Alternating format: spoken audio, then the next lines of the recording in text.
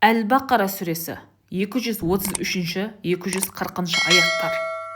Егерде жас босанған аналар бөпесінің емшектегі уақытын толық сақтағысы келсе, оның мерзімі толық 2 жыл. Сол уақыттың ішінде бала емізуші ананы азық-түлікпен, киім-кешекпен жеткілікті дәрежеде қамтамасыз ету әкенің мойнына жүктеледі. Ешбір адамға оның шамасынан тыс міндет артылмайды. Баласы үшін жоқ затты тауып бер деп анасы мен әкесіне қиындық түсіруге болмайды. Осы талап мирасқорға да қатысты.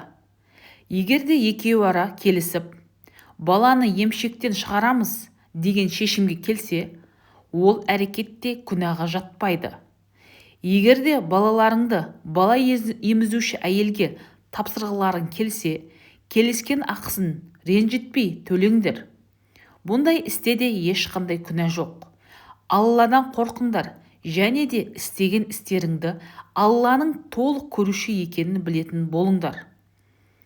Араларыңнан әлдебіреу қайтыс болса, артында қалған жесірлері 4 ай, 10 күн қара жамылып аза тұтсын.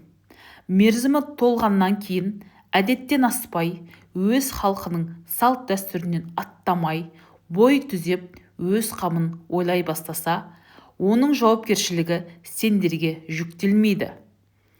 Алла сендердің істеген істеріңнен толық хабардар. Ондай басы қаралы идда кезіндегі әйелдерге өз көңілдеріңізді ишарамен білдірудің сөкеттігі жоқ. Сендердің оларға байланысты пиғылдарың Аллаға мәлім.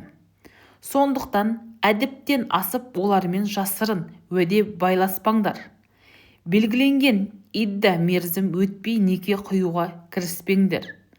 Сендердің көкейлеріңде қандай пиғыл жатқанын Алланың білетінін ұмытпаңдар. Арам ойдан сақ болыңдар. Алла кешірімді, әрі керемет мейірім иесі екенін естеріңне сақтаңдар. Егерде әйелге жақындаспай, әрі сыйақысын бермей тұрып, талақ етсеңдер, сендерге ешқандай күнә жазылмайды.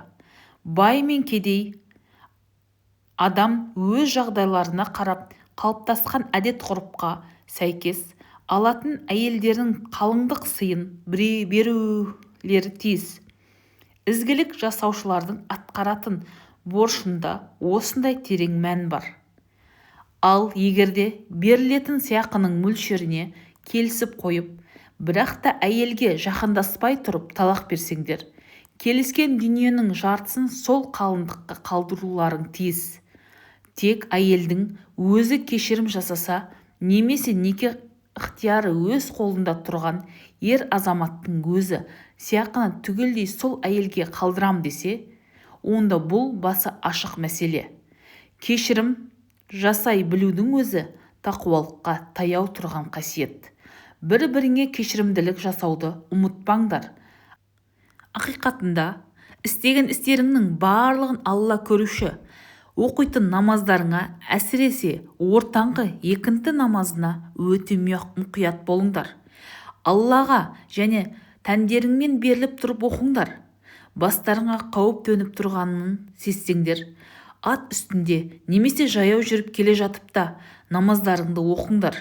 Ал қауіпсіз жерге жеткен соң, бұрын білмегендеріңді үйреткен Алланың рәсімі бойынша намазды толық орындап, Аллаға жалбарыныңдар. Араларындағы бір жан дүниеден өтсе, артында жесір қалған әйелін қудаламай, 1 жыл бойы асырап бағуды туыстарына өсиет етсін. Егерде әйелдер өз жөнін тауып, өз беттерімен кетіп жатса, сендерге күнә жоқ. Алла ізетті және ол керемет дана.